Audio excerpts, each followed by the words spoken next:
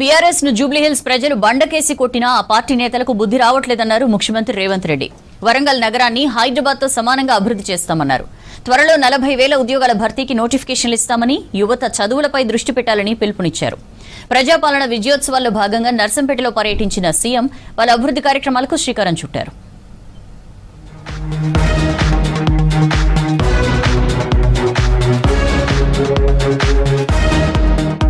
హైదరాబాద్ కు ధీటుగా వరంగల్ నగరాన్ని నిర్మిస్తామన్నారు ముఖ్యమంత్రి రేవంత్ రెడ్డి. వరంగల్ ఓఆర్ఆర్ సహా ఎయిర్పోర్టు నిర్మించబోతున్నామన్నారు. ప్రజాపాలన విజయోత్సవాల్లో భాగంగా నర్సంపేటలో పర్యటించిన ముఖ్యమంత్రి పలు అభివృద్ధి కార్యక్రమాలకు శ్రీకారం చుట్టారు. 10 ఏళ్లు పాలించిన నేతలకు హైదరాబాద్ కు మరో ఎయిర్పోర్టు తీసుకురావాలనే సోయి లేకుండా పోయిందని విమర్శించారు. తెలంగాణ రాష్ట్రం వస్తే సమస్యలు పరిష్కారం అవుతాయి, నర్సంపేట శాసనసభ నియోజకవర్గం అభివృద్ధి చెందుతుందని ఆశించారు. రాష్ట్రంలో అధికారంలోకి వచ్చిన వాళ్ళు అభివృద్ధి చెందినరు, ఆస్తులు సంపాదించుకున్నారు, ఆకాశమంతా ఎదిగినరు, ఫామ్ హౌజులు కట్టుకున్నారు, విమానాలు కొనుక్కున్నారు, టీవీలు పెట్టుకున్నారు, పేపర్లు రాసుకుంటున్నారు. కానీ నర్సంపేట ప్రజల యొక్క జీవన ప్రమాణాలు మారలేదు. జ్ఞానోదయం ఇవ్వలేదు.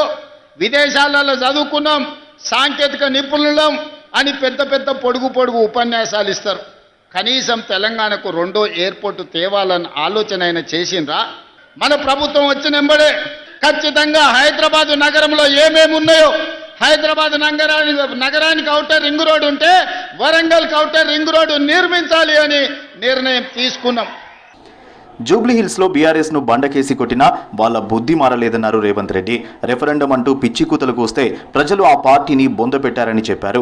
ఎన్ని చావు దెబ్బలు కొట్టినా కేటీఆర్ జనాల్లోకి వెళ్లి సిగ్గు లేకుండా అబద్ధాలు ప్రచారం చేస్తున్నారని ఫైర్ అయ్యారు. నోరు మంచిదైతే ఊరు మంచిది అన్నారు. తీట నోరు పెట్టుకొని మాట్లాడిర్రు అనుకో ఏ పని జరగదు. నిన్నమన్న ఒకటి జూబ్లీహిల్స్లో రిజిండు తీట నోరు వేసుకొని, జూబ్లీహిల్స్ ఉప ఎన్నికల రెఫరెండం రేవంత్ రెడ్డి సంగతి తేలుస్తామని. మొత్తం జూబ్లీహిల్స్లో అంతా చెత్తంతా రేవంత్ రెడ్డి తెచ్చిపోసిండు అని చెప్పిండు. ఇల్లు తిరిగిండు, అందరు కడుపులో తలకాయ పెట్టిరు, కాళ్ళకు దండం పెట్టారు. ఇక ఆయన మూతబరి మాటలు చూసిరు. ఈయన తీట అనగాలంటే ఈయన బండకేసి కొట్టాలని గెలిపించుడే కాదు, 25,000 మెజారిటీ ఇచ్చి బండకేసి కొట్టి బొంద పెట్టిరు జూబ్లీహిల్స్లో. మరి రెఫరెండం అన్నాడు సిగ్గు లేకుంటే ఒక నెలనని ఇంట్లో వండుకోవాలి కదా, మళ్ళీ లేచి మళ్ళీ రోడ్ల మీద తిరుగుతూనే ఉన్నాడు, మళ్ళీ అబద్ధాలు చెప్తూనే ఉన్నాడు. చదువు ఒక్కటే జీవితంలో మార్పు తీసుకొస్తుందని అన్నారు రేవంత్ రెడ్డి. త్వరలో 40,000 ఉద్యోగాల భర్తీకి నోటిఫికేషన్ ఇవ్వబోతున్నామన్నారు. ఎన్నికల్లో పైసలు ఖర్చు చేయొద్దని, ప్రజల మనసు గెలిస్తే మీరే లీడర్లుగా ఎదుగుతారన్నారు సీఎం. రాజకీయాలలో ఏదో ఒక పదవి పోటీ ఎప్పుడైనా చేయొచ్చు, కానీ చదువులకు, ప్రభుత్వ ఉద్యోగాలకు వయసు మీద పడితే అనర్హత వస్తుంది. కాబట్టి మొట్టమొదట పోటీ పడి ప్రభుత్వ ఉద్యోగాలు సాధించండి. నోరు మంచిదైతే ఊరు మంచిది అన్నారు. తీట నోరు పెట్టుకొని మాట్లాడిర్రు అనుకో ఏ పని జరగదు.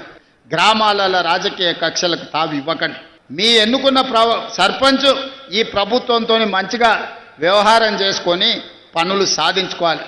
రోజు పంచాయతీ పెట్టుకొని వచ్చేటోడు వస్తే ఊరికి నష్టం జరుగుద్ది, వానికి ఏం పోదు. నర్సంపేట నియోజకవర్గంలో 508 కోట్లతో చేపట్టనున్న అభివృద్ధి పనులకు శంకుస్థాపన చేశారు రేవంత్. 200 కోట్లతో నిర్మించనున్న ఇంటిగ్రేటెడ్ స్కూల్ భవనానికి సీఎం భూమి పూజ చేశారు. 130 కోట్లతో నిర్మించే మెడికల్ కాలేజీ భవనాలకు, 25 కోట్లతో నిర్మించే నర్సింగ్ కాలేజీ భవనాలకు శంకుస్థాపనలు చేశారు. 20 కోట్లతో నర్సంపేట మున్సిపాలిటీ పరిధిలో చేపట్టే సీసీ రోడ్లు, సెంట్రల్ లైటింగ్ పనులకు భూమి పూజ చేశారు సీఎం. 82 కోట్లతో వరంగల్ నర్సంపేట 4 లైన్ల రోడ్డుకు శంకుస్థాపన చేశారు.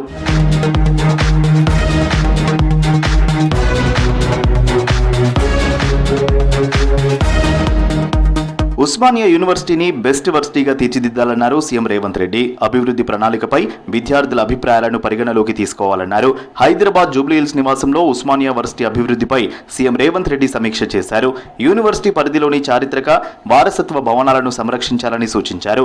ఈ నెల 10న యూనివర్సిటీని సందర్శిస్తానని చెప్పారు. ఉస్మానియా వర్సిటీ విద్యార్థుల పోరాటాన్ని ప్రతిబింబించేలా చిహ్నాలు ఏర్పాటు చేయాలన్నారు సీఎం రేవంత్ రెడ్డి.